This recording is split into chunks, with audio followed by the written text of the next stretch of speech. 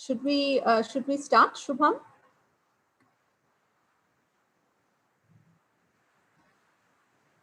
Yeah, we are all live on YouTube. Yeah. Good evening, everyone, and a very warm welcome to the launch of the Bachelor in Fine Arts Honours Program by the Jindal School of Liberal Arts and Humanities at OP Jindal Global University. We are delighted to have all of you with us, and we have an exciting lineup of speakers to celebrate this occasion. We will begin with the welcome address by Professor Kathleen Modrowski, who's the Dean of the Jindal School of Liberal Arts and Humanities. Over to you, Dean Modrowski.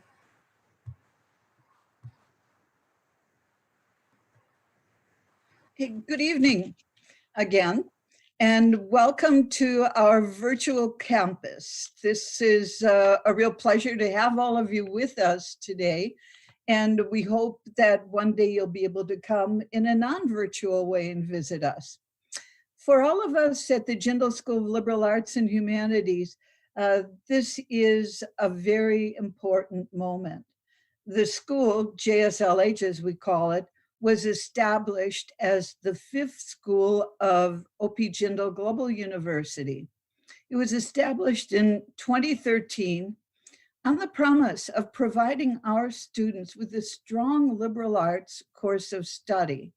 In addition to that, we have the distinction of being interdisciplinary, transnational, and enforcing community engagement.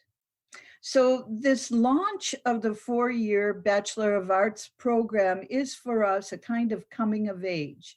It's a continuation of our focus on interdisciplinary studies, on internationalization, and very importantly, on community engagement. Many of our students in the liberal arts program chose to create self-designed majors. And this means that they added different dimensions to their own liberal arts studies. So for example, students had majors such as art and history, art and psychology, art and philosophy, art and literature. As you can see, art is taken as a foundation way to create, to find individual expression, and as a way to be able to be integrated at the same time in a larger world with the exchange of ideas and the exchange of images. So under the guidance of Akia Ansi and assisted by Sonam Chaturvedi, studio art was combined with the liberal arts, and it has been thriving. It was our Vice Chancellor who put the challenge in our hands. He suggested, why don't you start a BFA program? And we accepted this challenge with great enthusiasm. Now we can ask, is visual arts relevant in our current very chaotic and turbulent world? Yes, it is, most certainly. We're all creatures of visual communication. We recognize and recreate the world in terms of pictures and images. Technology has greatly hastened our use of images. And yet, while we, the citizens of the world, share this common visual language, our interpretations are different. We also come from cultural traditions that permeate the way we see, the way we feel, the way we react to the world. It is through art that we plumb the depths of human existence and try to make meaning out of who we are, and what is happening in the world. So art cuts across all disciplines and across all cultures, and even is moving beyond in time and space. I started my talk, my introduction by saying that the inauguration of the BFA program is a kind of coming of age. And I'm an anthropologist, and I like to refer to the notion of the rites of passage. And so I'll borrow from Arnold van Gennep, an early 20th century ethnologist and folklorist, in saying that we've gone through the preliminary phase with our program, with JSLH. We know what we are. We have a strong foundation. But right now we're in a middle period. We're in a liminal period, which is really, we're standing on the threshold of something that's very, very exciting. We have great possibilities to use our imagination. We can flourish. We can also go forward in a movement of self-discovery. So standing at this position with this very exciting BFA program and surrounded by a world of images, the language of images, I invite all of you, artists, educators, family members, and friends to join us on this journey. Today, I feel that we have the most interesting group of artists and speakers. And I want to thank very much Rajiv Sethi, Raviya Garwal, Jibesh Bhakti, and Mithu Sen for coming to us. You will share your art, your perception of creation, and your ideas with us in a very fitting way to launch this program. Thank you all very much. Thank you very much, Dean Kathleen Mudrowski, to set the tone for this launch. I would now like to invite our founding Vice Chancellor, Professor Dr. C. Rajkumar, to give the inaugural address. Over to you, Professor Rajkumar. Thank you very much, Jaini. First of all, I would like to wish all of you, particularly our distinguished speakers and presenters here, but also the students and others who are part of the YouTube live viewing session, wish you a very, very happy new year, a healthy and safe one. This is a very special moment when we are launching the Bachelor of Fine Arts Honors Program of the Jindal School of Liberal Arts and Humanities. The launch of any program is as in a university is as significant as the birth of a new baby. There is so much work that has gone behind this day, but there is also so much work ahead in really nurturing this new baby that is being given birth today. I also want to mention that the OP Jindal Global University and the Jindal School of Liberal Arts and Humanities has come of age. But before I formally do that, I want to extend my warm welcome and greetings to our distinguished guests. I would like to extend a warm welcome to Mr. Raviya Garwal, Mr. Jibesh Bhakti, and Ms. Mithu Sen for accepting our invitation to be part of this launch program. I also want to extend a very special welcome to Mr. Rajiv Sethi. Mr. Sethi's work has been a great source of inspiration for many of us in India and around the world. And I am grateful to him for accepting our invitation to deliver the keynote address because let me, as Kathleen mentioned shortly, that I had suggested to the Jindal School of Liberal Arts and Humanities the need for starting a BFA program. But my own inspiration for making this suggestion was largely drawn out of the very many conversations that I've had with Mr. Rajiv Sethi, both at his home and here on campus, but also other conversations I've had, and also visiting his own, creative studio and places where he has kept some of his artistic creation. So in some ways, there could not have been a better person to be part of the launch program that we are organizing today.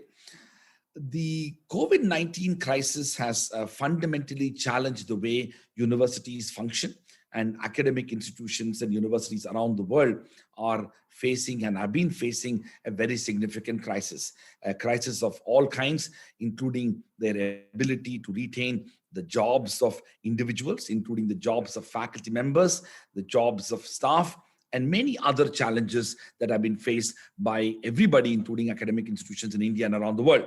We are very fortunate at OP Jindal Global University that when the crisis began in the month of March and all the way through this time, we've been able to overcome these challenges in an extraordinarily significant manner. We completed the last academic session, got the students complete their graduation requirements, enrolled a new batch of students, seamlessly conducted the entrance examination for all these students and enrolled them. And I'm happy to report that as we complete the first semester, we have been able to successfully complete their examinations, assessment, grading, and also getting ready for the next semester for the students who have joined us before, and also planning for the new academic year with the launch of the BFA honors program as well. All of this, I wanted to share this with you to demonstrate the extraordinary contribution of our faculty members, including the faculty members and the dean and the vice dean and others of the Jindal School of Liberal Arts and Humanities.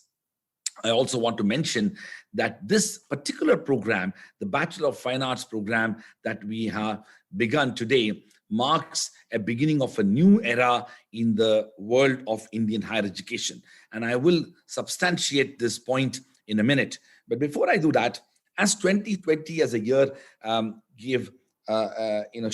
shaken the very foundations of societies around the world, including humankind's ability to deal with crisis, we are also slowly beginning to see the remarkable contributions of many individuals and institutions during this time, as India announces both of its vaccines yesterday, and as the world has seen the implementation of the vaccine program in many countries. I would like to believe that we are coming, hopefully, to the beginning of the end of this crisis. But we have to remain cautious and conscious of the challenges that we have faced together, and we will continue to be mindful of that. But I mentioned this element of the crisis also to bring home the point that this crisis has also provided us a huge opportunity from the standpoint of how we can reimagine institution building in India and beyond. In the month of March, OP Jindal Global University we got information that we have been ranked internationally, and we have become India's #1 ranked private university. Our law school was ranked #1 again in this year in March, both of which from the world's reputed QS World University Rankings. Very soon after, the government of India recognized OP Jindal Global University and conferred the status of an institution of eminence. This distinctive honor and recognition has been given to only 10 public and 10 private universities, and we are one of them. And we are the only non-STEM, non-medicine university which has been recognized as an institution of eminence by the government of India. But going beyond that, I want to say that the start of the BFA program in many ways has begun the implementation of the National Education Policy 2020. As some of you know, the National Education Policy 2020 has envisaged the need for an art-integrated education. It has focused on the promotion of music, art, languages, and handicraft into the larger theme and curriculum of universities and schools. It has provided for opportunities for artists in residence program in schools and colleges and universities. It has created a new imagination for art and museum administration, archaeology, artifact conservation, graphic design, and web design, things that were hitherto rarely talked about, at least in the context of higher education.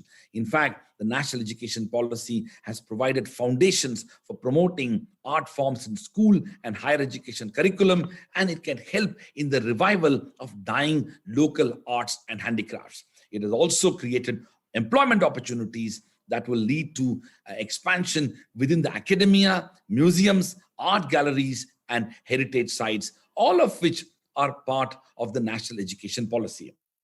I am grateful to the Jindal School of Liberal Arts and Humanities that within weeks, if not months, of the announcement of the National Education Policy, the Jindal School of Liberal Arts and Humanities and OP Jindal Global University has responded to this challenge.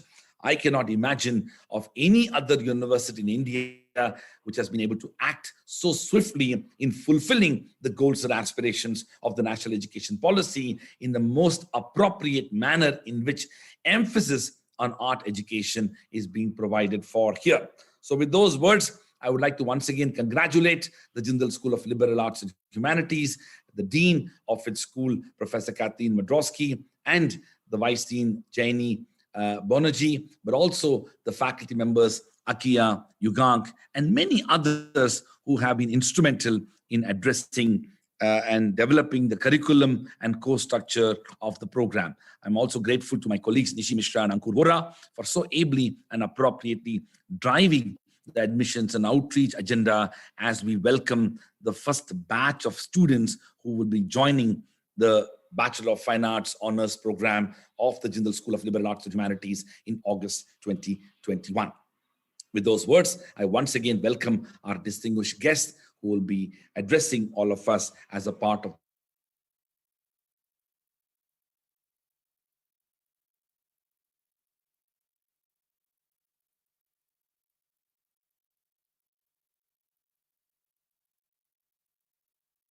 Professor Jenny, you're on Jenny, mute. you need to unmute yourself, Jenny. Thank you very much, Professor Rajkumar, for the inaugural address. I would now like to invite Mr. Rajiv Sethi, who's our keynote speaker today. Mr. Sethi is South Asia's leading designer and is noted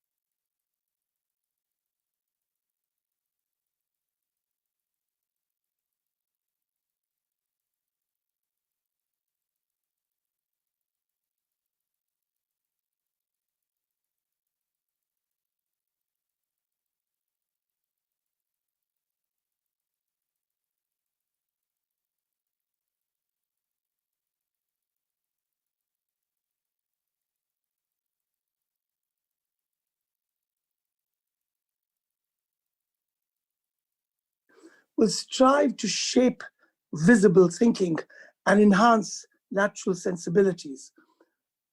This land, with Kurukshetra nearby, has been my own karma bhumi, a seminal experimental ground, experiential ground, perhaps with life's steepest learning curves. I began my journey around these paths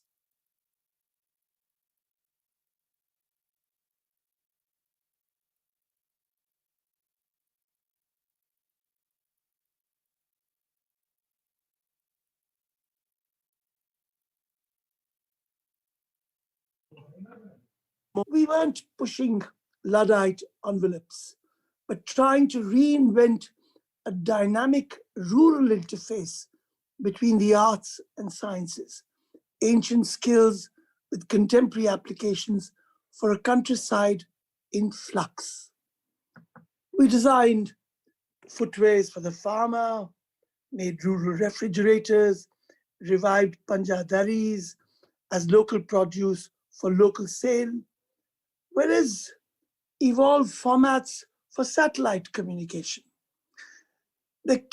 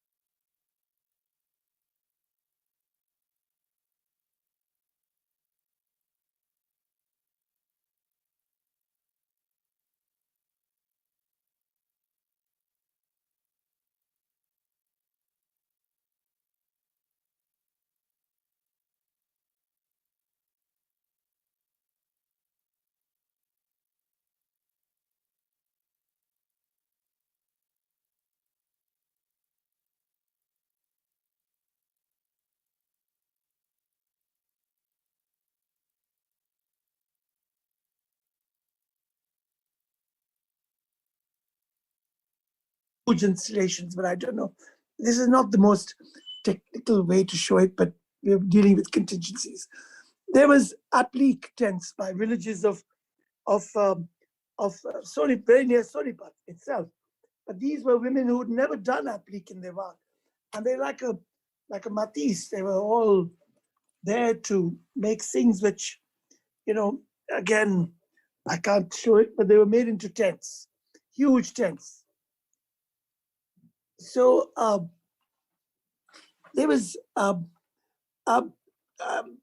amusing, eccentric things, like this shoebox that one of the girls, when she knew I was looking for traditional things, she said, let me contribute. And there's a glare, I can't show it to you properly. But I mean, there is a wonderful whimsy about this sculpture of a showcase of all workshop with Habib Tanveer in 1975 in the Rai School of Sports, close to where poetry of Lakhmi Chand came alive with the play Shahida Karhala that we did. The world famous floor coverings and home furnishings of Panipat, which is what we call Panjadaris, where very, very intricate interplay allows women to make things on an improvised loom in the courtyard of their homes. All this is within, I suppose, less than 100 kilometers of the place where you're beginning a very important learning ground. Now, so we are a Shabd Pradhan Desh, still struggling to find out the difference between Shilpa and Lalit Kala. The word design doesn't even translate in India's 400-odd languages or dialects, all fast disappearing. With Shilpa's My Guru or Ustad, the idea of scenography first appeared as a kinetic image, remaining liminal, transformative, sensuous, not in museums or classrooms, but on streets and countryside. So from Nirakar, we seek Akar, and vice versa. Just as tears to the eyes, or rain from the clouds, or fragrance in flowers. No can reach, where learning is more intangible than tangible. And this is what I will speak about. For those stepping into the creative world, I will try to offer 16 seeds, Shodas Ankur, to propel creativity, 16 guidelines to ensure an upaj, a cultural growth. Let's see if we can cover all this in 20 minutes. The first seed I would like to plant today is fearlessness. Becoming Indian must accommodate many imagined identities. Be less insecure of the so-called other. Our cultural coherence has to balance rapidly evolving notions of who we want to be. Tolerance needs a creative mindset, respect for plurality and diversity. I like to call myself a Asian, South Asian. Much of who we all are lies locked in the same house with separate rooms called Karachi, Dhaka, Kabul, Kathmandu, Thimphu, Rangoon, Colombo. So let's learn to unravel the real civilizational ethos. Most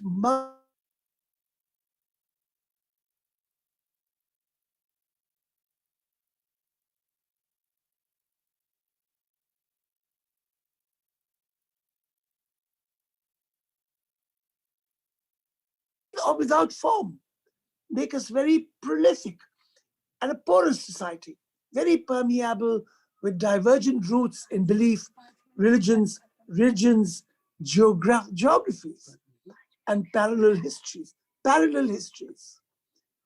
Even European language refer to our civilization enterprise in the plural, des and.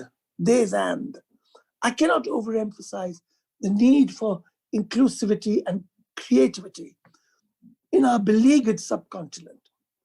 Remember, with 40% of the world's poor, we are the most militarized zone in the world. and fear keeps it that way. So I firmly believe what art and culture can do, politics can't. What diplomat and politicians only talk about, artists can act upon. The second point I want to make is transformations. Build the act of change one's DNA. It says charaivati, charaivati. We also say harkat mein barkat. Some people refer to me as a traditionalist, but traditions are dynamic. They move, they develop, alter, shape further. India's future can only be passed forwarded with an inventive spirit. We need change makers who must learn to differentiate between what is derivative and what is original. Mere imitation only leads to mediocrity. Why do we give so much primacy to the Occident? Spider-Man wearing a dhoti is not going to make us richer. We need to grapple with the synergy of new couplings between tradition and modern, between art and craft skills, between indigenous and contemporary knowledge systems. Actually, it's like a double reed flute, one repetitive but stable, the other open to improvisations. Together, they create music sounding different at different times. It's blocked. Is it actually running? Yeah, it's running. You're just Okay. You're on full screen. Okay. The third part leads me to Pehchan and how to celebrate quality. How do we recognize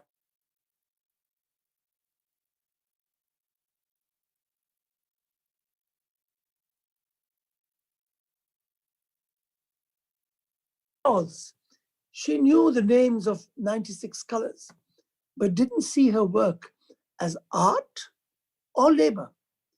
Three words I often use: making, doing, being. This is the design mantra motivating people at the base of the pyramid, and Pehchan is at the root.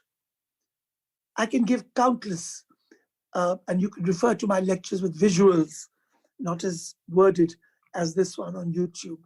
But I mean, there are many. There are people on textiles of how spinning on one left hand and right hand, how it weaves a fabric that resonates the ciliation of a banana plant. I mean, there are hundreds and hundreds which talk about how skill and perception and material can change design completely. I have the fourth point, which is compassion. Examine the context of our country. The hiatus between learning and life remains alarming. As students in art schools, so far, we've only recognized burdened academic journeys charted by colonial ghosts. That's going to change.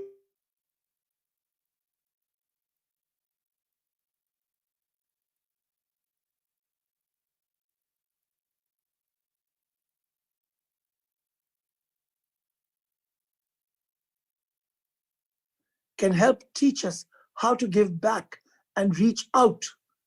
College education is a luxury without the elusive spark of application. Our social skills must awaken interdependencies, shaped to serve others less privileged. A vital part of our education has to be about this gifting process, emptying ourselves so completely that one can continue to receive. And in this task of giving and giving and giving, how do we take? How can we determine right or wrong action? I use my 5-point talismans to determine whether what is being taught. Check if your learning leaves society more jobless, voiceless, ruthless, rootless, or futureless. I could go on this subject for hours. My fifth seed is about medium, intertextuality, seeking transdisciplinary pedagogy and linkages. The Jains called it Jivadaya, life's inter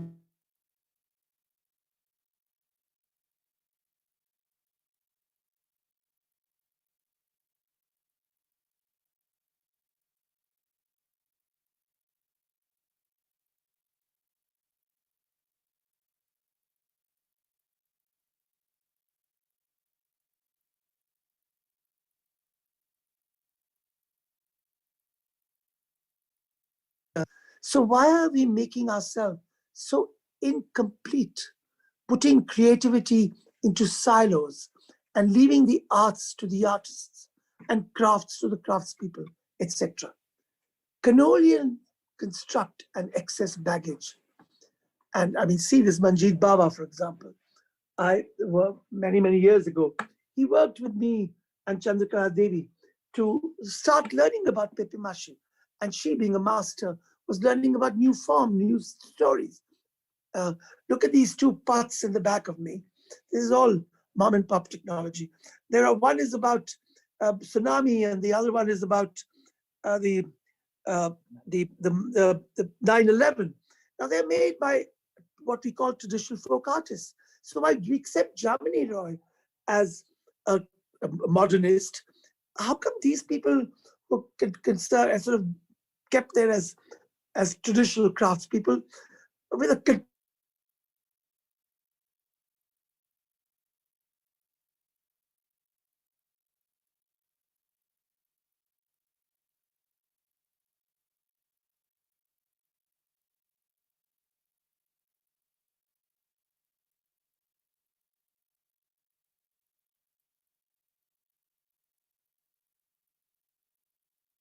go through one's entire practice without that critical ignition uniting the so-called divides?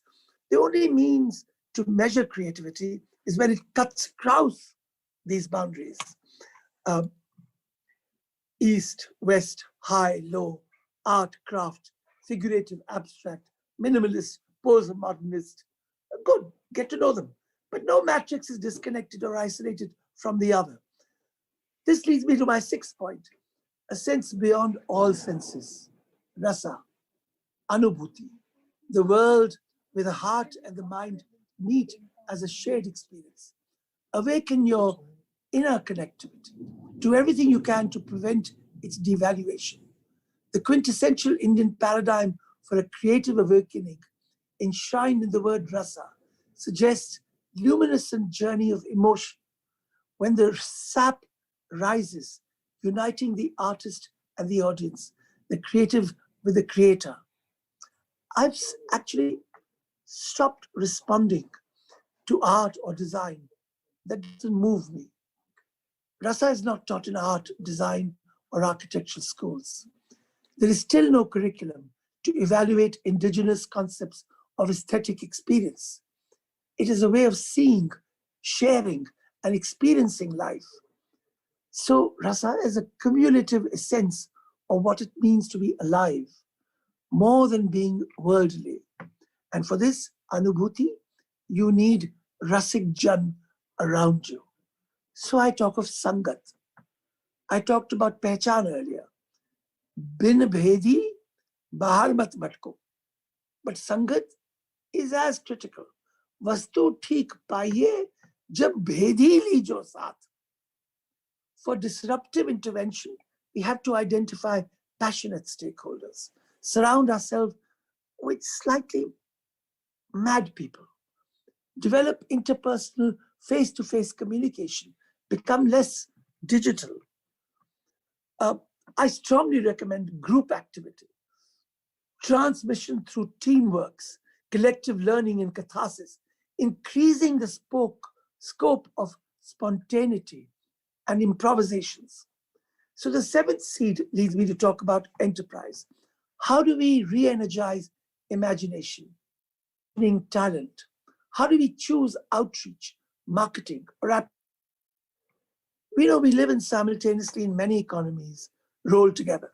Agricultural economy first, manufacturing economy, service economy, and now we are on the threshold of the creative economy, trying to create original content. But fast going beyond digital mouses and buttons, we will move on to an experiential economy, all hands on. The millennium will soon suffer from digital suffocation and will ask for real life experiences. I hope all these webinars are going to be behind us. In this pandemic of webinars, how are we going to change the world? Real life today is teaching us only about guns, germs, steel. There are guns on the border, germs in our bodies, and not enough steel in our pocket. Add to steel, guns, and germs, goons, and the triad gets a fixative. So what happens to all of you embarking on getting your bachelor's degree as the future guardians of our soul? Pedagogy today has fewer creative programs. How can we talk about creative economy when the space for creativity is shrinking in our urban spaces, in our learning grounds, in our homes for our personal interface?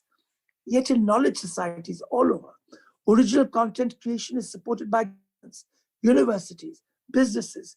Instead, in India, we are content being coolie tech, doing homework for others while they sleep. Things are changing, and I hope they change faster. Even new IPR regimes, the World Trade Organization, etc., promote legacy enterprises, or what we now call creative and cultural industry, as the way ahead, where 2 + 2 is definitely more than 4. International trade bodies don't understand India's classifications like handloom, khadi, cottage industries, handicraft, fine arts, etc. Maybe the sector will make me come back. This university will come back to this university if resources permit, and we can create something like this. By now, there are scores of countries that have already built creative and cultural industries into their pedagogy and economic programs in South Asia. None in South Asia. As a recent transition to a knowledge-based global economy, creative industries have become the most rapidly growing sector in the world, contributing over 7% of the world GDP and forecast to grow further as a rate of 10% per annum. That's what UNCTAD, UN bodies, have stated. The self-employed creative professionals must reinvent the concept of enterprise. I believe even making a huge variety of pakoras is an art, but culinary artists are not unorganized, they're self-organized and mostly self-taught. And anyone who thinks about getting involved, self-involved with making pakoras must also know that self-employment has to be understood as a skill. When world trade bodies declare that this future is handmade, what they mean is the bespoke will remain ahead in the age of machine. On the 9th point, my Navagraha, our hand, appears in our nakshatra, predicting that even as we master artificial intelligence, we need to stay one step ahead. So even as you learn all the new media arts you want, you must all acquire a hand skill, even if it is only handwriting. We must make handmade an exclusive Indian brand. Whoever, wherever and whenever I talk, I plead, please master some sort of hand skill that no one can snatch away from you. If you're a creator, learn to draw, write, or make or use magical instrument with near perfect dexterity that distinguishes you from becoming a monkey. I have slides to show all this, but this is going to be a talk session. This could build confidence and empathy and will give you emotional intelligence, way beyond artificial intelligence. दस्तकार ए दरिया काबिलों की उम्र आती है, खुद कर लो हिसाब, हुनरमंद का एक, बेहुनर का एक साल. Rich with its unique language of Hasmudras in dance, plain speak, or prayers, our subcontinent continues to be the most hand-centric region in the world, although rapidly descaling. Most villages are still capable of making something the world wants, but no one has made any commitment to this sector seriously. For us in India, the arts function through a system of transmission, apprenticeship, geared towards making the eye and the hand an extension of the mind, interpreting forms, materials, and skills. In all this, the spirit of inheritance followed. Why do we throw the baby with the bathwater by not including traditionally skilled makers as our faculty? Catherine has to have a chat with me on this. Respect anonymous genius. Look at the common sense of our design without designers, art without artists, architecture without architects. Look at the indigenous genius that sets up weekly bazaars around the corner. Look at the dabbawalas in Bombay, fresh home-cooked food, still warm, delivered in your workspace and returned, notwithstanding Irfan Khan's lunchbox glitch. Can you imagine the Kumbh Mela anywhere else? The electoral process as the. So my 11th point is jigyasa. Jigyasa. This is not about every man's genius or average humility. It's more about the last mile killer instinct that will distinguish you as an artist. It's about the perennial jigyasa that need to be too bloody curious about everything, to question whatever appears easily, remain restless, questioning what is safe, get into deep waters to really know how to swim. And that leads me to the 12th point, remaining tentative, liminality. Imago is that poetic stage before a caterpillar turns into a butterfly. Confidence is good, but transformation with self-doubt can be even better. I dwell on my vulnerabilities. I often say, neti, neti, neti, and remain unsure, not knowing everything all the time. I think that's good. So timing. The pandemic has taught us to stay away from fast food, fast fashion, instant coffee, etc., etc. Why not be slow and steady and rise to the occasion with slow and sure learning? धीरे रे मना, धीरे रे मना, धीरे सब कुछ होत है. माली सींचे 100 घड़े, ऋतु आवे, फूल होवत है.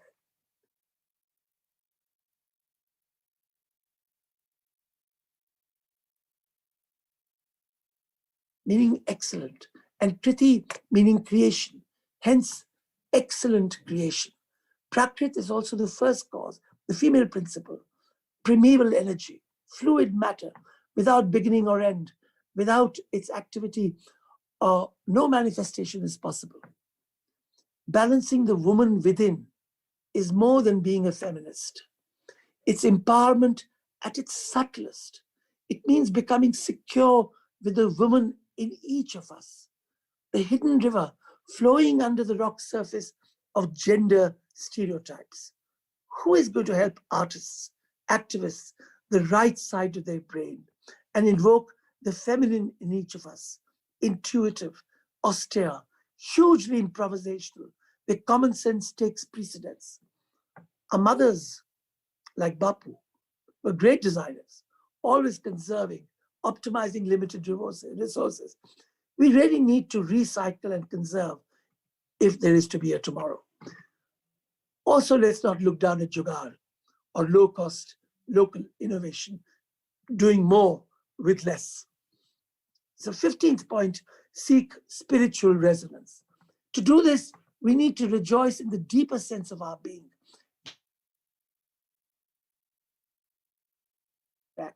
The fourth spiritual dimension amongst the cynical or so-called rationalists results in devaluing inspiration. I think it affects both our physical and material well-being.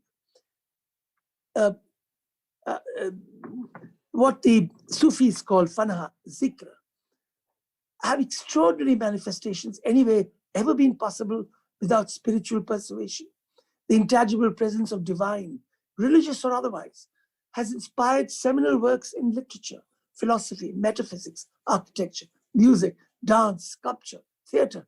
And this equation likely is not to change. So my last submission today is about feeling the intangible, sukshma, to this visible, tangible domain of arts. May I conclude with some thoughts on the invisible, the intangible. Consider the Sanskrit meaning of culture: to grow, purify, prepare, polish, consecrate. Gandhi ji preferred the word sabhyata, a collective goal, a civilizational process. I repeat again and again, what we need are emotional awakenings, beyond mere academic to sensory perceptions, beyond mere products and services, matrix, gizmos and gimmicks, beyond divides, margi, deshi, urban, rural, old, new, classical, popular. We must battle the shrinking of our senses and the seasons that unfold within.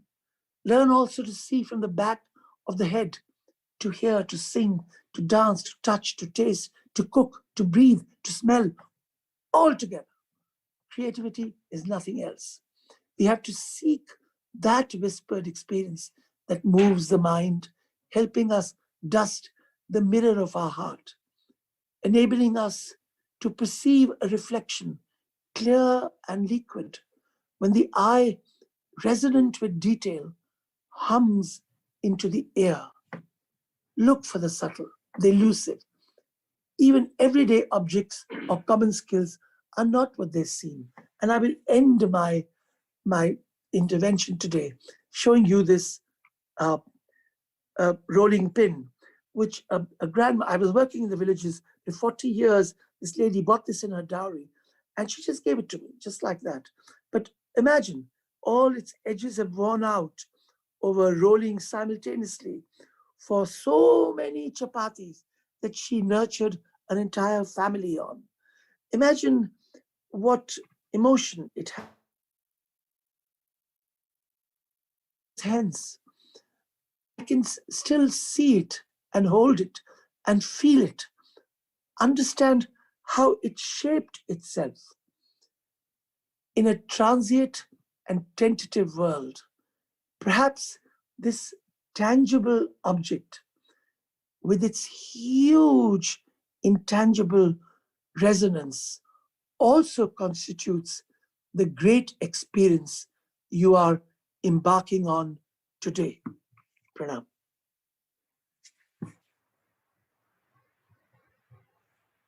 Thank you very much, Mr. Sethi, for that wonderful talk and for highlighting key points that we ought to think about when thinking about our BFA program. JSLH is committed to work with local communities. Our existing liberal arts curriculum includes courses that engage students with local communities. So your examples from, not very far off from the university campus were really pertinent. And your ideas of connecting arts and crafts and of course, thinking about art in tangible, through tangible objects was very useful. So thank you very much. We were very glad to have you with us today. Next up, we have three exciting special speakers. The BFA program is deeply connected to our existing liberal arts program. And in that sense, we hope for it to be a unique program that helps BFA students connect to wider liberal arts philosophies. So first up amongst these special speakers is Raviya Garwal, who has an interdisciplinary practice as an artist, environmental campaigner, writer, and curator. His work bridges the divide between art and activism. Using photography, video, text, and installation, he intervenes in the continued colonization of nature, posing questions about ecology and society, culture, urbanity, etc. His work has been shown widely, including at Documenta 11, the Biennales of Havana in 2019, Yinchuan in 2018, Kochi in 2016, Sharjah in 2013. He has also curated large public art projects such as the Yamuna Elbe, the Twin City Project 2011, which we actually include as part of our Society Space Culture course. And he was also the photography curator for the Serendipity Arts Festival in 2018 and 2019. Mr. Agarwal is also the founder director of the environmental NGO Toxics Link and recipient of the UN Award for Chemical Safety and the Ashoka Fellowship. So a very welcome, Mr. Agarwal, and over to you. Thank you very much, Professor Banerjee. Thank you very much for inviting me to this extraordinary event. Professor Rajkumar, Professor Madrowski, whom I had the pleasure to meet a few years back, when I had come at the invitation of Akia Ansi for a talk at the university. So I'm very happy to see this progress into a formal BFA program and lodged in a liberal arts university. I'm not sure how many, I'm aware how many of these such programs are lodged in liberal arts universities in India. Why I think this is important, so I'd like to take the next few minutes I have to talk about the importance of art being part of other practices or other disciplines in a multidisciplinary, transdisciplinary, interdisciplinary way, whatever way you'd like to see it. But because in the work I do, I come from backgrounds of engineering and then activism and art, all kind of integrated. And all these practices inform each other. Because I do believe that the questions of our times are entangled ones. The questions I'm interested in, the questions I see around, which other practitioners are interested in, they're not simple questions which can be answered with single disciplinary boundaries. And I'll explain this to in a little, be more elaborate about this through my work on ideas of nature, which I've been personally involved in for some time now, questioning and thinking about what is the relationship of man and nature. And as we all know that today the term Anthropocene has been used to define this term, this moment, we are supposedly in after the Holocene, it is the era of the Anthropocene. What it basically means is that the human species has now the power and power to determine the future of the planet. That means our actions as a species determines what's going to happen in the future. It implies not only the scale of influence which humans now have over the planet, everything else, but also how humans have become completely central to how the world is imagined, how we think the world is. And this particular term, the Anthropocene, is a term of the natural sciences. It is defined by specific parameters of the natural sciences. It is proposed by natural scientists as a term with specific markers and parameters, through which we can say that this is true. But the moment we start examining this term, because this is not a term which just marks this particular moment in time, but the question is, how did we get to this point? And the moment we start examining the issues around this term, we have to think about many other things, because to define this term, we also have to figure out who in our human society has the power and the influence to have this influence, because as we know, not everybody has the same influence in human society. So we are thrown into the realms of histories of capital, colonization, the ontological ideas of the self, how we exist in the world itself, our relationship with nature, the influence of engineering and technology in making this happen, in influencing the world we live in, and social relationships of power, hierarchies, but also how we categorize and think of the world, what language and literature mean, and how we think of what these terms come to define through which we think of life itself. So examining all these, we come to very complex entanglements. These we lead to many threads which need to be unraveled and followed through.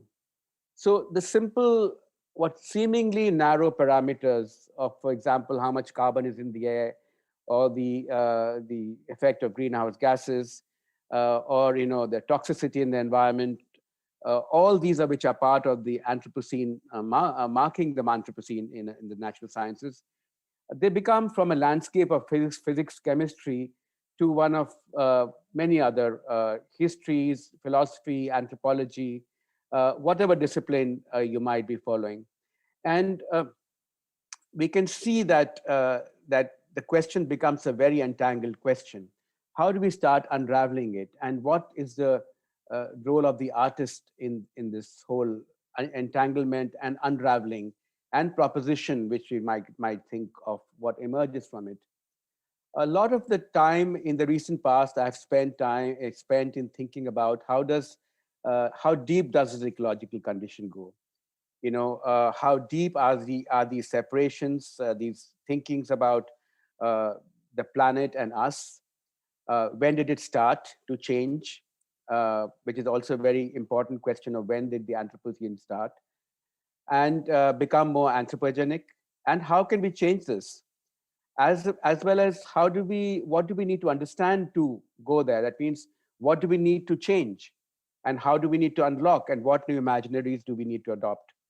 So in the sense that the simple query of this nature question right now goes beyond what we traditionally might understand through one discipline or the other, but it goes into something what I like to call as an artistic pursuit, not a simple one of a disciplinary one. And it is this artistic method of exploration and organizing ideas where I think the artist comes into one's own. For I'm not thinking of art only as an object which we produce. Of course, production of art object is a very important part of art making, but of the ideas which inform that object and what the proposition of that object is. So artists as people who not only express complexities, who not only replicate and reproduce the world, but also create new discursivities through which the questions can be reformulated. And I think this reformulation of the questions is a very important part of how do we look at the future. So the question of art and activism is often posed to me in my practice and as two opposing fields. But I see them, because we often ask that, are you an artist or an activist? As if they are two opposing fields of action. But to me, they both morph into proposing new frameworks of thought and imagination. There are several questions which need new frameworks. To name a few, in the questions of nature, what are the new questions of the framework? What questions need to be formulated? So for example, what kind of justice in politics can we adopt, which are inclusive to both human and non-human worlds? Can we think of the non-human in a non-anthropozized manner? Or have we anthropozized the non-human world so much that we cannot imagine it as something of its own entity? Or how do we converse with those systems of knowledge, as Mr. Rajiv Sethi just has very eloquently marked out, which emerge from different ontological ideas of the self, and of transactions of care for the planet, such as reflected in indigenous knowledge systems. For example, we know that traditional societies don't take from nature as much as they can. They take only what they need. There are many instances where traditional societies will take part of the plant and replant the other plant so that it can flourish again and they can come back to it. So this interaction, this transaction of care, I think embodies many of the ideas which they have about the planet, about the relationship to it, and about future generations. So it seems that we are kind of trapped in the tragedy of the present, and a lot of the language of sustainability encompasses those traps because they only replicate current conditions rather than help escape from them. So reformulating is to rethink the conditions and the trajectories on which we need to escape from the current locks we are in. And amongst all these is the very important role and the rudder of ethics in all this. How do we think of ethics as a guiding factor? And also the challenges of artificial intelligence, the totalizing idea of the human in artificial intelligence. When we're saying that the human intelligence, but which intelligence are we talking about? What is the idea of the human itself? These are all the complex questions which I think require more than disciplinary thinking and which requires the artistic process.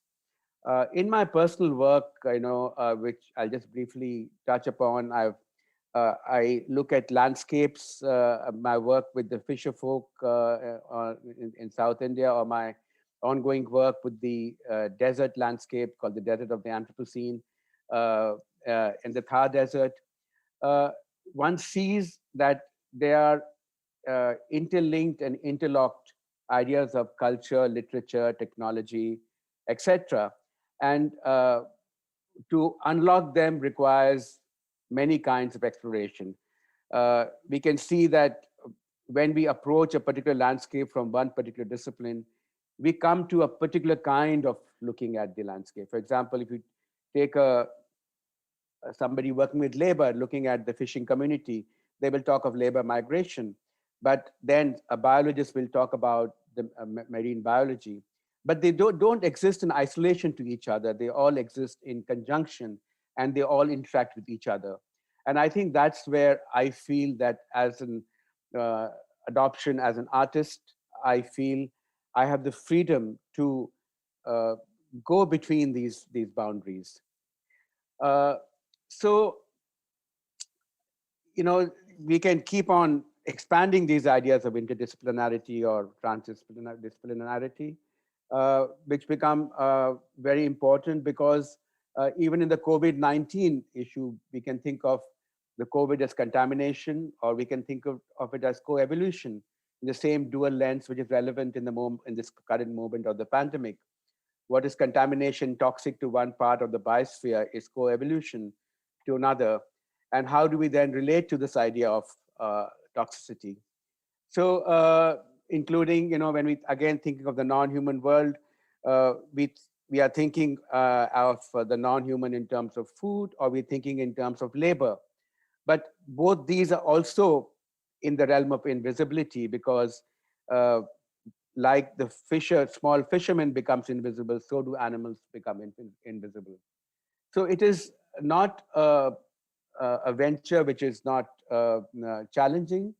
It's a venture which is not really easily adopted, but needs to be explored. And they're not simple questions which history has told us how to answer. So the framing of these questions is the very first step, and it's stepping out and reframing of decentering and recentering. So I really feel such is the challenge of the artist today, a challenge of reimagining and of being a collaborator, a contributor to rethink the world we inhabit and are part of. The artist and the artistic process is key to unlocking of these, to make and to unlock what the futures could be.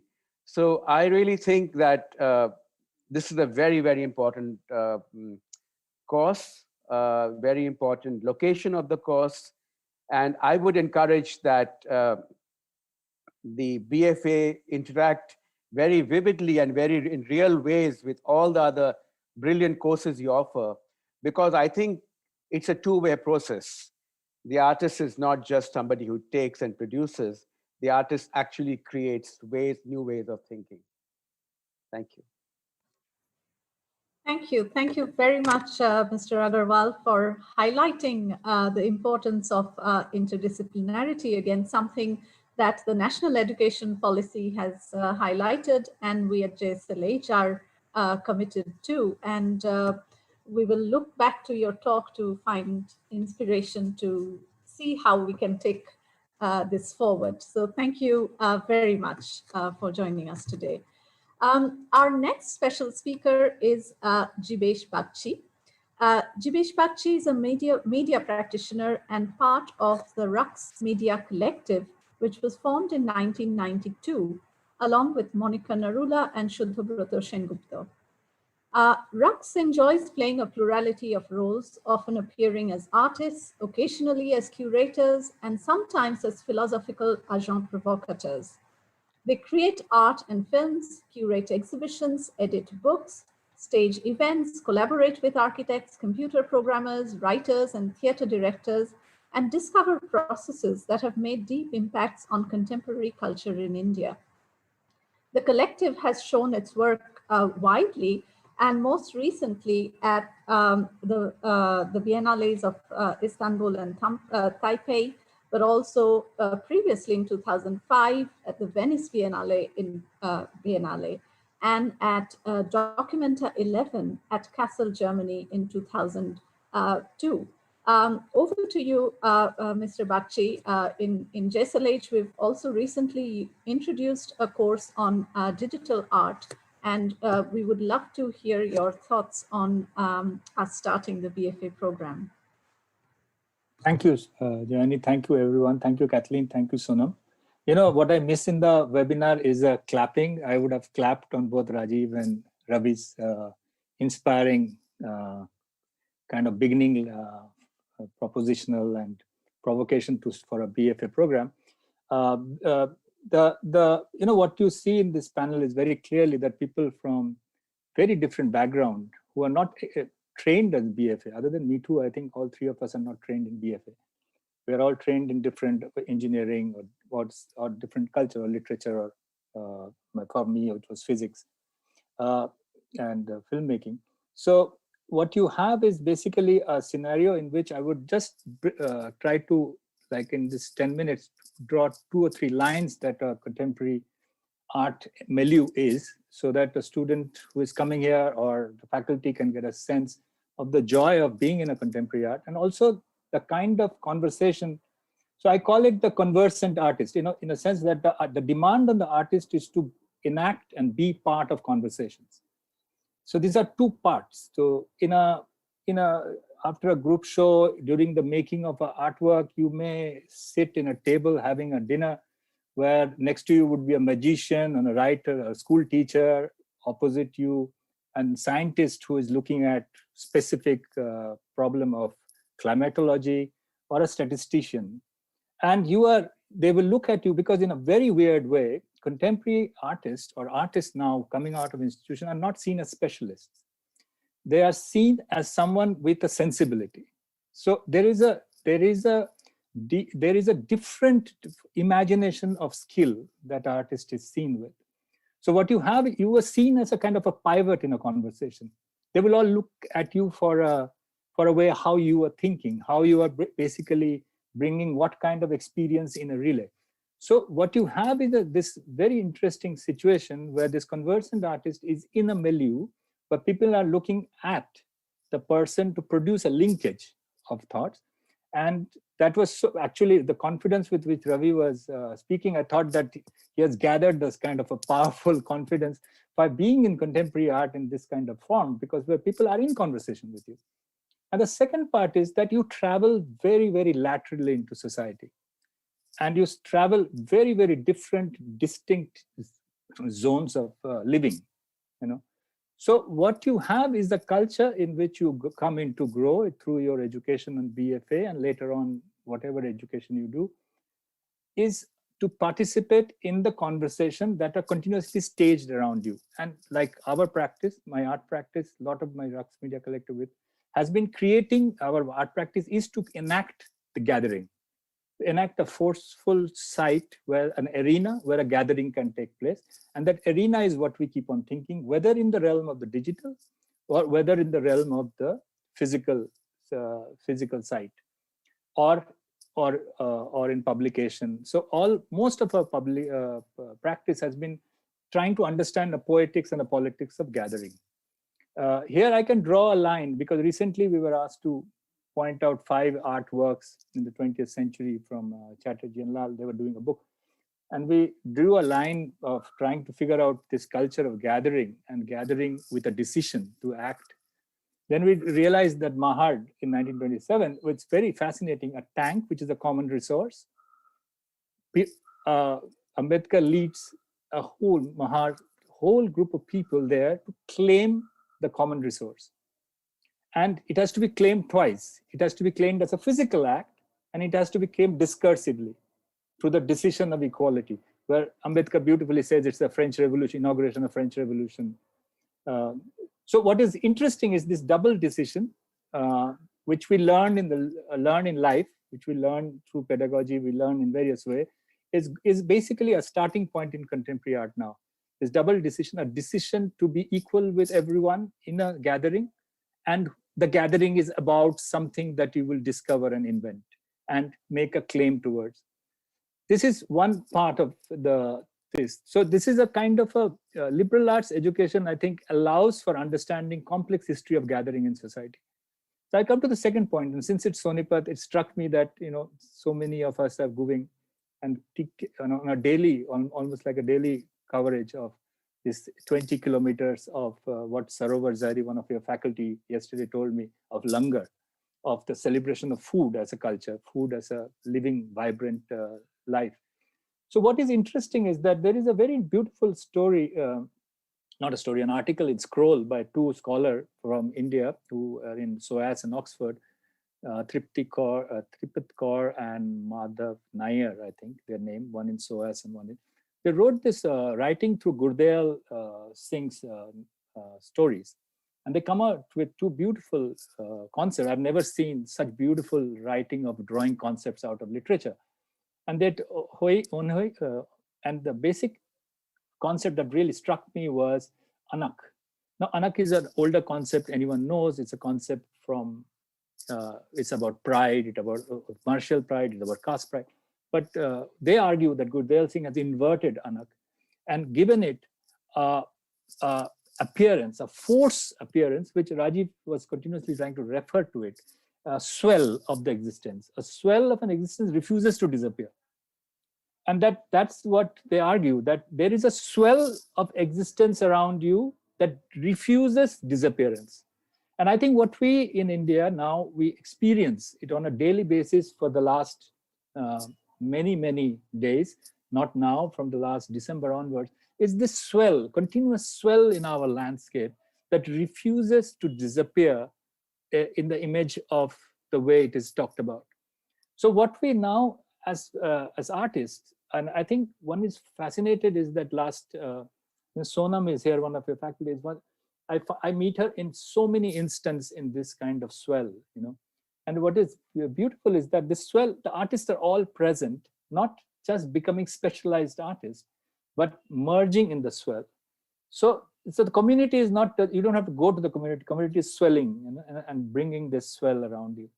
And so this is where the despecialized nature of art, where you have something to offer and that offering is continuously being tested and teased from you. And that connects to my first point, which is the point of the conversant artist. The artist is in this open porous landscape that is continuously drawing from it and searching in that figure a linkage to the world. It is not, you know, in the immigration are the best site to know the changing perception of artists. Earlier, I used to be asked, who are you? I would dodge, say artist. They would say, kaun sa TV serial kar rahe hain? I said, no, not TV serial. And then they would say, acha, kya kar rahe hain? Painting karte hain? Nahi, hum painting nahi karte, to kya karte hain? But recently, in the last few years back, a guy asked me, I said, artist, he said, which is the book you're reading? And I said, I'm reading few books. He said, tell me 2 books that you want me to read. Now, then I came and I was telling Monica and Shuddha that something has changed in the way the artist figure. It is not the Amar Prem artist, or it's not Amir Khan artist. It is with painting and the trauma. Is an artist who can give you the clues to the living. So that is one thing. I think the liberal art is very well situated to reposition the question of who is the artist today, and by repositioning that question of who is the artist, you would break the old art historical barriers that has partitioned us into very narrow silos, that which Rajiv so eloquently was speaking about. So that is one part, and I think I have just 4 minutes left, so I will just take on the last part, which is that Ravi talking about Anthropocene and the human agency having transformed. What is fascinating today, and I find it very fascinating, is that for the last, there is 2 strands in human production of discourse and its seeing its self-image in the world. One is this idea that human agency has transformed the world beyond recognition and it is threatened by it. And the second is that the discourse, whether you start with Nietzsche, Marx, or Freud, or is it classically recorded, and so many of spiritual figures, you find the determination was always to push it away from the human agency. That the human agency is not in control of what it produces. This is whether it's unconscious, whether it is the economic production systems that it produces, and the attempt is to find an awareness for it. Not, we are misunderstood. It is not, they're not searching you to control it. They are searching you to find an awareness that you are not in control of it. So now today you see virus, you see carbon, and you see oil, and you see human agency has no control over it. So what you have is the situation, a very, very strange and incredibly beautiful situation where you think you've transformed the planet as an agent and as a powerful agent so that you can take on a geological measure as your presence. But on the other side, you have no control over the agents around you. And this doubling, and I think this is the cusp where the artists come in. And if you look at the latest Taipei Biennale message, it is the philosopher, the scientist, everyone is coming into that cusp, into that conversation in contemporary art with the artist to find out this linkage, this loss of complete agency that exceeded the human agency. You don't even know where it is going and what dimensions it is going. You're just chasing something that is not even in your comprehension of visibility. And on this, and then carbon, oil, you can take all the list was a long list, even dust, 40% of the dust is human dead skin, but we can't recognize it. So the question is then, where do this artists that you will train, that will come out of BFA, land into? I think they will land into this beautiful, powerful cusp of linking this loss of agency and profound agency, linking the conversations that are happening between a school teacher and a musician and a bioscientist, that linkage between a craftsman who produces magic but has a completely different way of talking to someone in AI who is actually deeply troubled with the logic and the performance of AI. So this kind of different troubled, disappearing motions that connects our today, that is where the artist comes in. That is where the contemporary artist starts putting itself in. And that's what I think the relevance of today's art practice is. It is not, art practice is not affirming any nationalist allegory.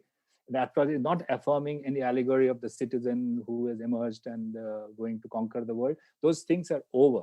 What we have is a fascinating situation where art practice is actually being drawn into a cusp of a conversation that is almost life and death, some are saying, but I would say that is joyous and also very threatening. Thank you. Thank you. Thank you very much, Mr. Bhakti, for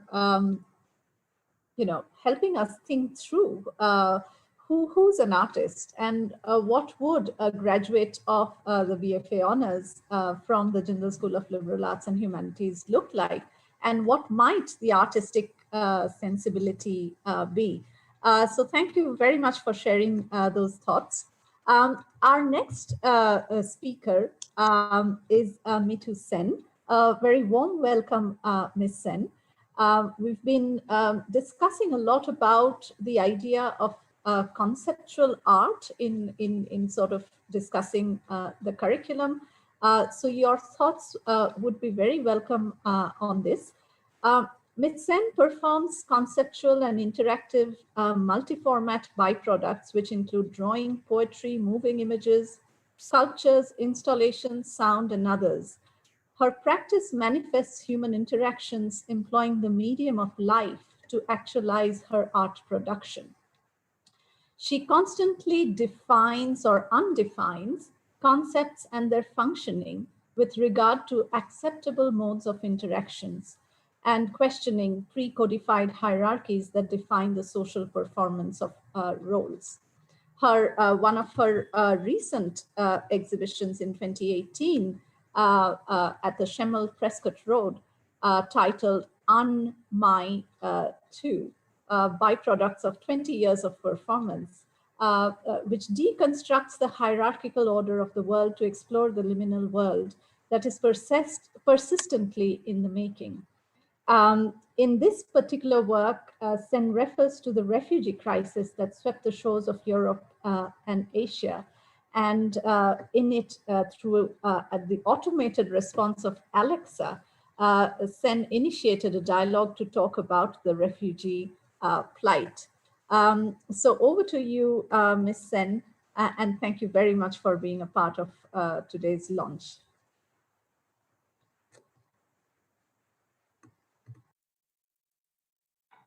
You'll need to unmute yourself. Oh, sorry. Yeah. Hi.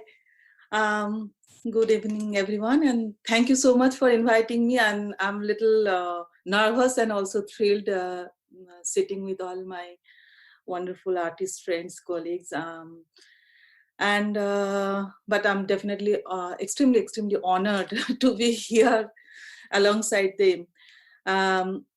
I would love to congratulate this wonderful initiative, opening and launching this BFA program by Jindal School, that Liberal Arts and Humanities Department.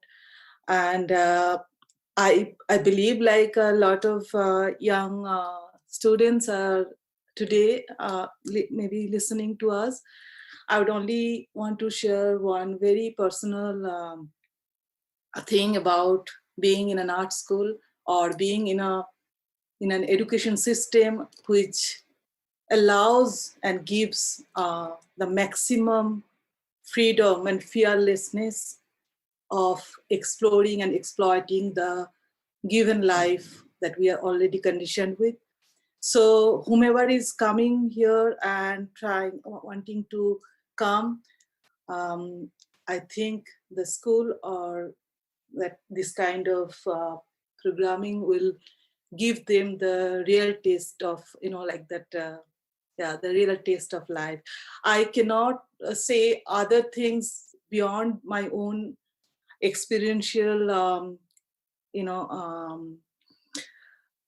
sharings that, what I have learned. I might sound a little overwhelmed and romantic about my institution that I have studied. And my background is like I've studied in Shantiniketan. I have done my BFA and MFA both from there in 90s, mid 90s and late 90s. And then I came to Delhi. After 2 years, I went to study in Glasgow School of Art. So, and my mother is a poet. I'm coming from a very moderate, humble Bengali background. My mother is a poet. So my whole growing, my upbringing was with a lot of literature, classical music, and a lot of sports, outdoor games. So Shantiniketan was the perfect place where I completely discovered another world, or many worlds at the same time, which I think it's like a living experience of a multiverse, which only comes in a very romantic or Netflix serial, not beyond that.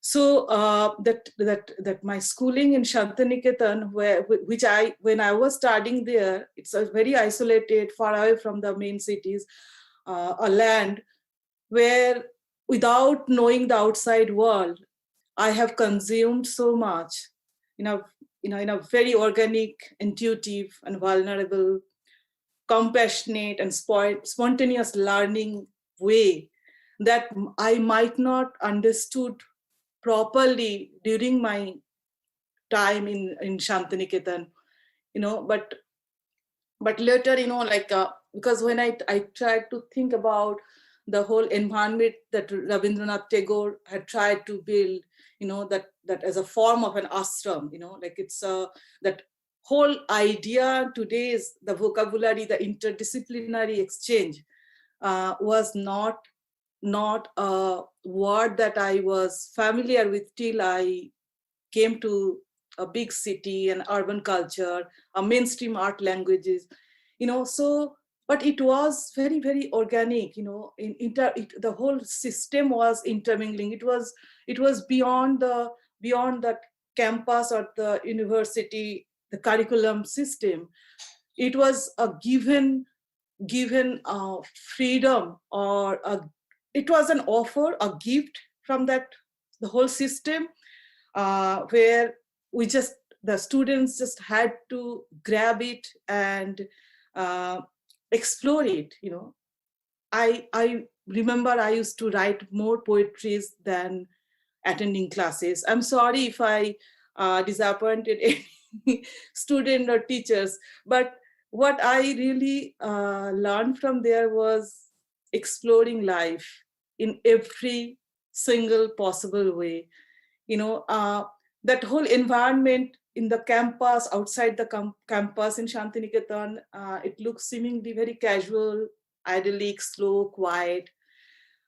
It doesn't have that, kind of that very fancy, big art school. When I went out and I studied in different art school, came to Delhi, went to UK or travel around, I could really, I sensed that the difference. And in one way, I was overpowered by the mainstream systems and the jargons and the vocabularies. I was traumatized with the lexicons of different kind of terminologies, including the word interdisciplinary. I just did not know or could not recognize within myself that interdisciplinary was all within my blood, within a very organic way of learning something, education, and this whole, that schooling was, that schooling gave us some kind of an unsaid freedom that Rajivji mentioned, that fearlessness, and a very beautiful affirmation of those mischiefs. So the teachers and the professors and maybe there was a discipline by UGC, because it's an UGC university, so that you have to be present in the class, you have to go, you have to sit, you have to do all those things, beyond that romanticism, getting classes under the trees, which is beautiful, but then you have to submit in, after semester, you have to submit things. So some way we were like appreciated, but maybe was not given good marks. That whole academic, marking system and everything we had to face, but the student has that kind of a fearlessness and a freedom and to be romantic, allow themselves to be extremely vulnerable, extremely unsophisticated, unsmart in a way compared to the outside world. So I did not access a lot of politics, the theory, but I tried to inhale the poetry and the philosophy. And later I realized that the poetry those days, what I have read or I was writing, has all those politics that I had to learn after coming back from, after coming out from this, that academic, that Shantiniketan is romantic place. So even the form of collaboration in Shantiniketan, I think, that in terms of performative rituals, events, environmental, like organic art, architecture, aesthetics. So everything is surrounded, that place itself is surrounded by the tribal village, and with lots of festivals, like the celebrated with some kind of performance. I did not know the performance at that time. So the dancing, singing, cooking, planting trees, playing environment, playing in the environment, everything later I came to know has a name. So the whole immense discipline within that power of the rhythm of the group dancing, the chorus singing, unpretentious, those events were not seen as a virtue or a burden, but simply as a way of being. So that kind of similar way, when today I see the farmers are protesting and a large, huge kitchen is being made, or beginning of the last year, this whole CA or like, the protest in Shaheen Bagh, like chorus singing, I find a similar kind of energy, and I felt extremely empowered to be familiar with that kind of collaborative, interdisciplinary sensory senses, and also it's a cognitive, So, like when I, in my MFA also, I remember I made paintings, but then next to each of my painting, I put a poetry, but I did not have the vocabulary to articulate how a painting and poetry together can be a form of art. I just did it because I had to, I desired to do. So I kind of indulged my desire and emotion, and I pushed that, and I just wanted to share that, on my own way, like mixing that cognitive and that affective and everything, that the way I can. So confronting the city and urban culture, and that all those areas, because I have a huge fascination about liberal arts, which I got to know after many years, and I just thought, wish I had a chance to study this kind of art. I went to teach in a school after coming to Delhi in Madras International, and I saw Mirambika. So I could associate myself with these things, and I did not have to, when I was like, in Shantiniketan, all these surrounded rituals, and that the life being activated with different things, that which I still see in a collaborative way happening. For that, I didn't have to study anthropology or social science separately, or even the cultural theories. So all I'm saying, I'm not saying that they're not important. I'm just wanting to express that, all we have learned in some organic way. They're all this interdisciplinary, the terminology which arrived to me as a trauma, because of its a very over-intellectualized, privileged reality, mainstream lexicon. I realized that the whole human existence is interdisciplinary. It's not something outside. But of course, our system needs some kind of categories, that definite definitions, and I think that that I still would prefer to be fearless and free and extremely vulnerable, so that you can get everything pierced in your skin, and not only the books, and not only like Wikipedia or Google, because you need to smell the light. You need to kind of taste, some drop of rains, and that is possible only when you experience that, not just, Googling. If I Google myself, I see what kind of color palette comes. I cannot fight against AI that Jibesh just mentioned about AI. This is beyond a human capability. All I can do is creating a parallel world, creating something which will not have an access of autocorrecting. I use "an" as a narrative trope in my vocabulary.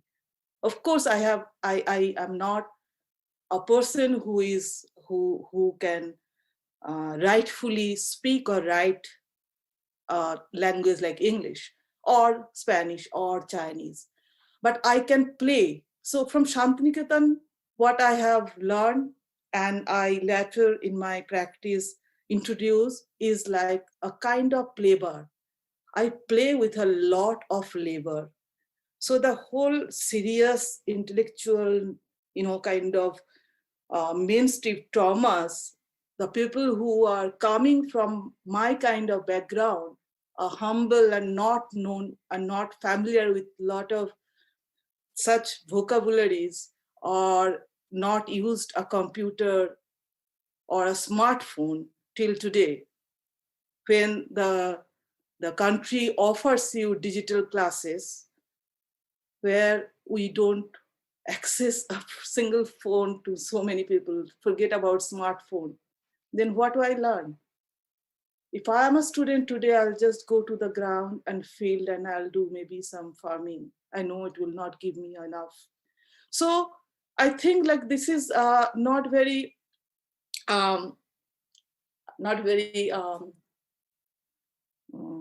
practical way maybe I'm saying, but this is just experiencing. Yes, I got I was failed in one semester in a study skeleton study group, because I wrote a poem for the skeleton. I could not do a proportionate drawing of that skeleton. But then I met someone outside my university, a lady, a very wise lady, who taught me Upanishad, who told me that to animate life into a skeleton is art. It's not in that study or pencil drawing. I was failed, but I think I really knew who was that skeleton, that dead man before he was dead. So I have a lot of stories, and I'm sorry, like I have to finish it here. The time is up. And thank you very much for letting me share my world, my own world. Thank you very much, Ms. Sen, for sharing your experiences. Experiential learning is something, again, JSLH stands for. And while Sonipat and the OP Jindal campus is certainly no Shantiniketan, but we hope that we can provide our BFA students with an ecosystem to develop and build their interests. So thank you very much again to all our speakers. I would now request Professor Akia Anzi to give the official vote of thanks. Well, first of all, thank you so much. It was such a beautiful session. I'm going to do it now more formally. I'm thanking here in the name of all the team. I think Sonam also sent me a message allowing me to thank everyone in her name as well. So let me please start. First of all, we have many people who are watching us on Facebook and YouTube. So I would like to thank the audience. And now the distinguished speaker. It gives me a great pleasure to thank you for accepting our invitation to participate and speak at this event. It is an honor to address such a group of inspiring and creative practitioners who contributed to the development of Indian art and art in general in numerous ways. Launching a BFA program is like embarking on a long and unknown journey, and we would like all of you to be part of this project. Each one of you presents an important aspect of our program's vision. Our university prides itself in providing a global education and for gathering faculty from all over the world. While our BFA program has a similar ambition, we also want to be rooted in and inspired from the rich traditions of art in India. Our guest of honor, Rajiv Ji, does not only preserve some of the subcontinent's oldest visual traditions, but also finds creative way to integrate them into our present. Rajiv Ji, I hope our program will follow your example. Some of you might be aware that apart from his impressive artistic career, Raviya Garwal is also one of the leading activists and environmentalists in India. For me, Ravi's practice symbolizes the proper way to marry art and politics, aesthetics and activism, philosophy and life. Thank you.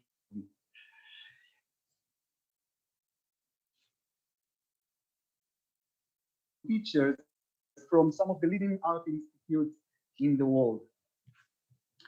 The name which comes up time and again is of Rax Media Collective. The most impressive thing about Jibesh's group is that despite their international success, they are committing to educating and inspiring young minds. Jibesh, I hope that you and your collective will be willing to support our program in JGU. It's been a while, a few years to be precise, that I'm trying to get Mithu to do a performance at JGU, but she was always too busy with her exhibition and projects. Mithu does not only carry with her the spirit of Shanti Niketa, as you already heard, but also develop a unique practice that combines lyricism with uncompromising political critique. I believe her way of undoing things will continue to guide us while running this program.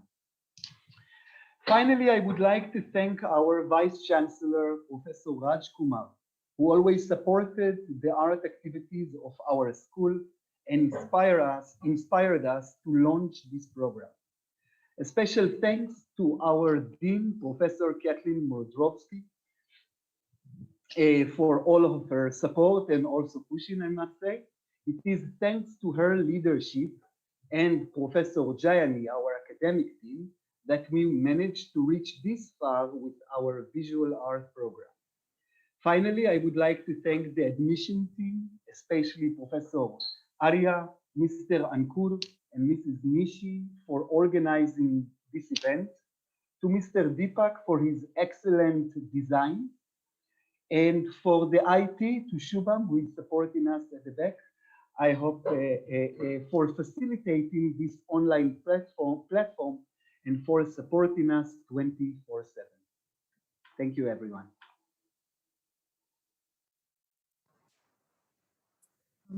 Thank you very much. Thank you